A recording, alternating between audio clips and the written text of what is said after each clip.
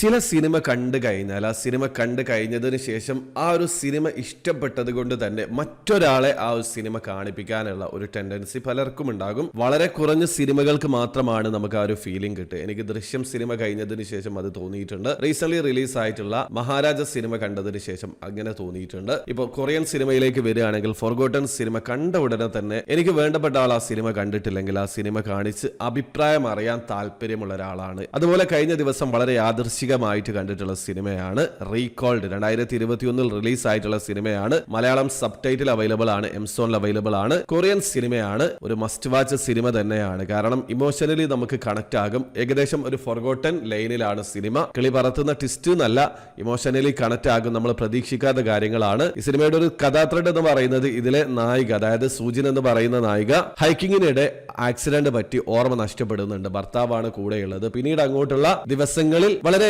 ദുരൂഹമായിട്ടുള്ള ചില സംഭവങ്ങൾ നടക്കുന്നുണ്ട്. സൂജിൻ പുറത്തേക്ക് പോകുന്ന സമയത്ത് വർക്ക് ചെയ്ത സ്ഥലത്തുള്ള ഫ്രണ്ടിനെ കാണുന്നു. ഇത് ഭർത്താവ് തന്നോട് മറച്ചു വെച്ചത് എന്തിന്? അതിനുശേഷം നടക്കുന്ന വളരെ ദുരൂഹത നിറഞ്ഞിട്ടുള്ള ഒരു ഇൻസിഡന്റ് ആണ്. നിങ്ങൾ തികച്ചും സർപ്രൈസിംഗ് ആവും. അത് മാത്രമല്ല നമുക്ക് ഇമോഷണലി കണക്ട് ആകും. ഫോർഗോട്ടൺ സിനിമ കഴിയുന്ന സമയത്ത് നമുക്ക് ആരുടെ കൂടെ നിൽക്കണമെന്നുള്ള ഒരു തോന്നൽ ഉണ്ടാകുന്നുണ്ട്. അതേ മോഡൽ ഈ സിനിമ അവസാനിക്കുന്ന സമയത്ത് നമുക്ക് വല്ലാത്തൊരു ഫീലിംഗ്സ് ആയിരിക്കും. അപ്പൊ നിങ്ങൾ ഈ സിനിമ കാണാത്ത ഒരാളാണെങ്കിൽ മലയാളം സബ് ടൈറ്റിൽ അവൈലബിൾ ആണ്. തീർച്ചയായിട്ടും കാണാൻ ശ്രമിക്കുക. കിടിലൻ സിനിമയാണ്. ഇനി സിനിമ കണ്ടിട്ടുള്ള ആൾക്കാരുണ്ടെങ്കിൽ തീർച്ചയായും സിനിമയെ കുറിച്ചിട്ടുള്ള നിങ്ങളുടെ അഭിപ്രായം കമന്റിൽ അറിയിക്കുക. ഈ സിനിമ ആകെ 1 മണിക്കൂർ 39 മിനിറ്റ് മാത്രമാണുള്ളത്. ഡ്യൂറേഷൻ കുറവായതുകൊണ്ട് തന്നെ ഒട്ടും ബോറടിപ്പിക്കാത്തൊരു സിനിമ തന്നെയാണ്. അപ്പൊ നിങ്ങൾ ഈ സിനിമ കണ്ടതിന് ശേഷം നിങ്ങളുടെ ഒപ്പീനിയൻ തീർച്ചയായിട്ടും കമന്റിൽ അറിയിക്കുക.